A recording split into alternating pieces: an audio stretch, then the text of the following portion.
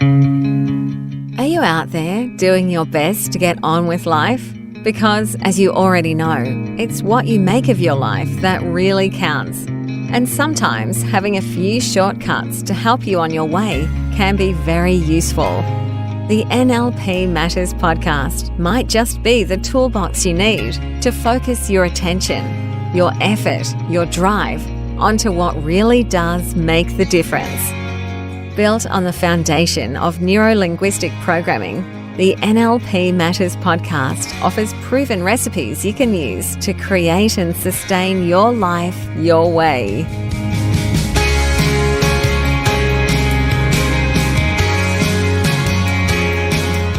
G'day, and welcome to the NLP Matters podcast. I'm your host, Jo Clark.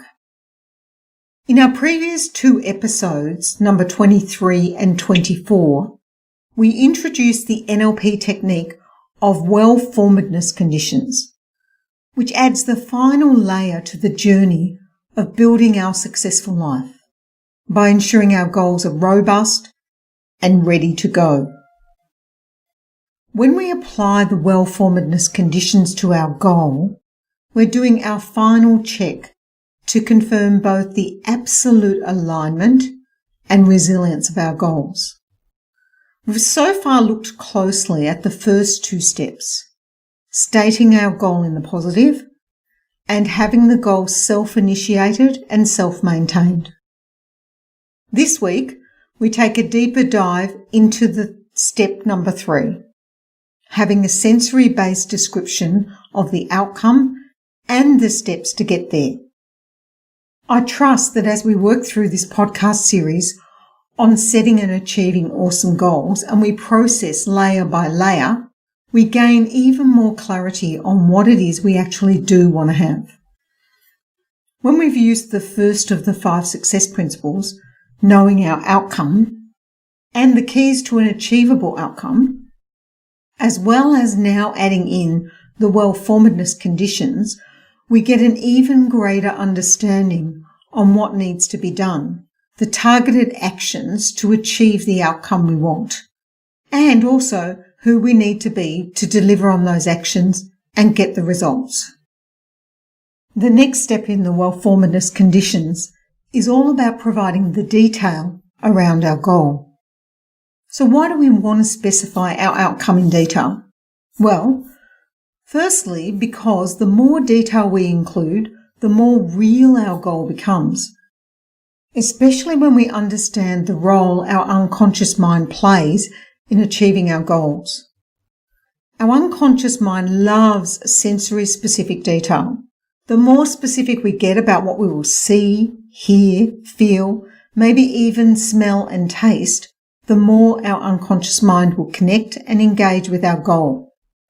And the other side of this coin is that the less sensory-specific detail we provide in constructing our goal, the easier it is for our unconscious mind to disengage, lose interest, and forget about or perhaps even actually sabotage our ambitions.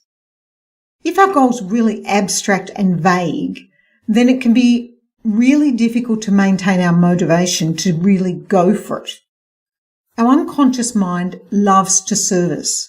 And this means our attention and focus will absolutely shift to taking the easiest path, the path of least resistance, the most comfortable option, if we let it. So the lesson for us with this step is to give our unconscious mind a goal that is clearly specified with great sensory detail that is attractive to both our conscious and our unconscious minds. And so will eliminate any temptation to stay comfortable, take it easy, and give up on the goal. By now, I suspect you're noticing that this step in the well-formedness conditions, having a sensory-based description of the outcome and the steps to get there, clearly illustrates to us not only the benefit of expressing and writing down our goals, but that it is the kind of detail that we use when we do define our goals that's absolutely vital to maximising our success. Another benefit of defining our goal with rich and specific sensory-based detail is because now we have a huge contrast between our desired outcome and our present situation. And because we've already done our job here and been really specific about the present situation in relation to our goal, it means we're now emphasizing the difference between where we are and where we will be when we do achieve it. This stark contrast makes it even more attractive for our unconscious mind to take us on the path from point A to point B. Because when we can clearly see the benefits of achieving our goal, then we feel really inspired and motivated to get going with it. So as you can hear, the type of detail we include in our goal definition is critical. The specific detail must be sensory-based, and this means we want to describe our goal in terms of what we can see, what we can hear, and what we can feel. We can also describe what we can smell and taste, especially if we're describing the celebration dinner we're having after having achieved our goal successfully. A sensory-based description works a treat for our unconscious mind for a couple of reasons. Firstly, one part of the process of how we build our version of reality, or our map of the world, is by interpreting information in the environment through our senses. There's no other way we can take information in. So our unconscious mind is an expert at using our senses to interpret and respond to our world. When we create a sensory-based description of our goal, our unconscious mind thinks, I get it. Now I know what to do, and focuses on this description. Also, the unconscious mind doesn't think of time the way our conscious mind does. Our conscious mind thinks in terms of past, present, and future. But for our unconscious mind, there's kind of no distinction. So when we describe our goal in terms of our senses and in the present, our unconscious mind just starts to behave as if we've already achieved the goal, or as if we can already achieve the goal. For example, if we had a goal of being really healthy and we describe that goal in a sensory-based way, our unconscious mind will start to act as if we are already really healthy. A great example of this is when we remember the Australian athlete Cathy Freeman, who won the gold medal in the 400 metres at the 2000 Sydney Olympics. Freeman talks about how she had described her goal of winning the race in such detail and clarity, what she would see, hear and feel as she crossed that finish line first. Her belief was that it was already her race to win, and all she had to do was follow the plan and wait for time to catch up.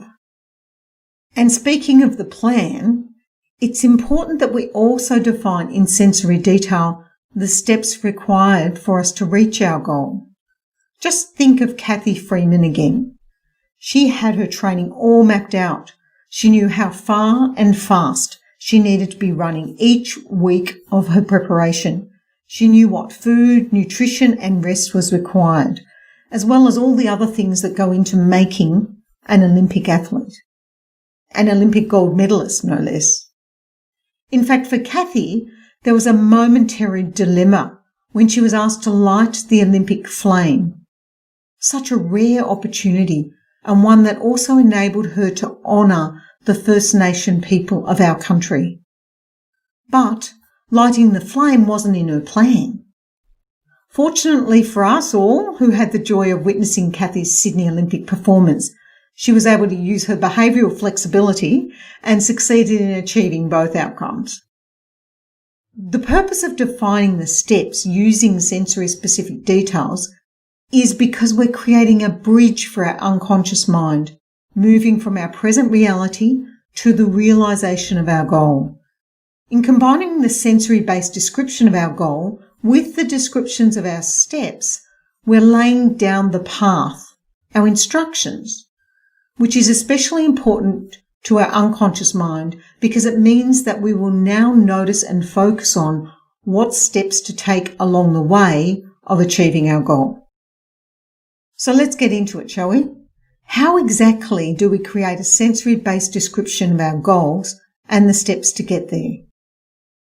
Firstly, we want to specify the outcome as if it's happening now in present tense. And we want to use visual, auditory, and kinesthetic, which is feeling language, to enrich and fully bring our goal to life.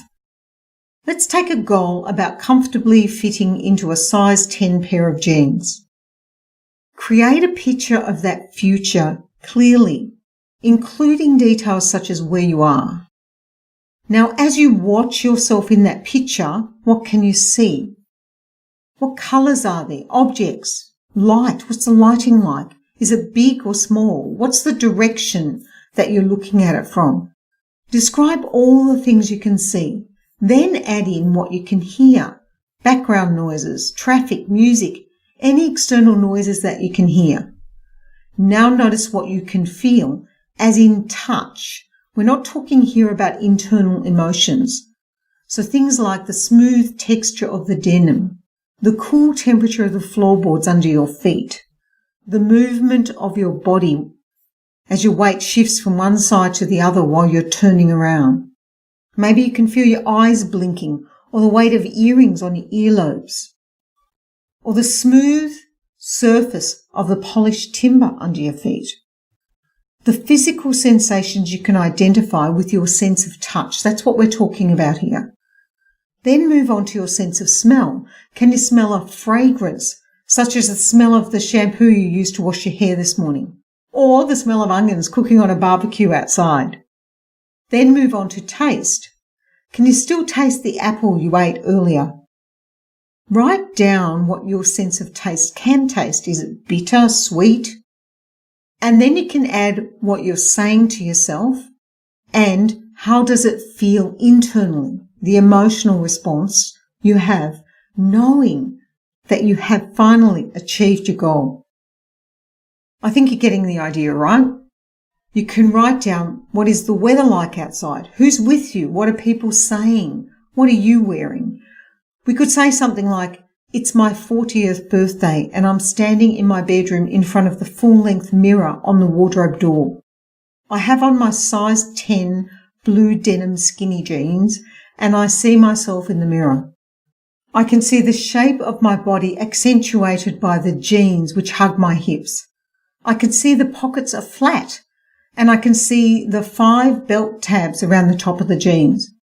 I can also see the brownish metallic button with the jeans brand logo stamped into the metal, sitting flat above the zip. I can feel the brand as I touch the button, and whilst I turn, I can feel my body weight shifting from one leg to the other as I look in the mirror and say to myself, looking fabulous. It's my 40th birthday party in our backyard, and I can still feel the warmth of the sun on my skin. I can hear my friends and family chatting outside as I smell the cooking beginning on the barbecue. I remember the hugs and well wishes they gave me as they arrived and can still hear them saying to me, you look great. I know that I look and feel the best I have in years. As you can see, there's quite a bit of detail in this description. And one of the questions to keep asking yourself when you're working through this is what other details can you add to make this amazing future even more real for you? Many people also like to capture the sensory specific information on a vision board with pictures, symbols, words and objects that make the goal even more real. Now, notice how attractive this goal is. Compare it to a goal such as I want to lose 5 kilos before my birthday. I certainly know which one I'd be more excited and motivated by, which means I'd also be more focused on achieving it. Now, as a coach, I can tell you it is at this point some people can get a little bit too wrapped up in whether they're actually going to achieve the goal exactly as we've described it. In this example, someone might say to me, oh, but what happens if it's not a sunny day, or all my friends and family don't say exactly those words? Does that mean I haven't achieved my goal? This is a great question, because it is true that our goals do need to be self-initiated and self-maintained, which obviously something like the weather is not. Perhaps a more powerful way to approach it is to ask yourself the question, If it was a rainy day, would that mean I had failed? And if the answer is no, then you're good to go. The point of doing the sensory-specific details is to create for yourself the reality of achieving your goal. The main point of doing this is to get your unconscious mind enrolled in the project to help you reach your goal. Oh, and in the next episode, we'll talk about a great strategy of having more than one way to actually get there.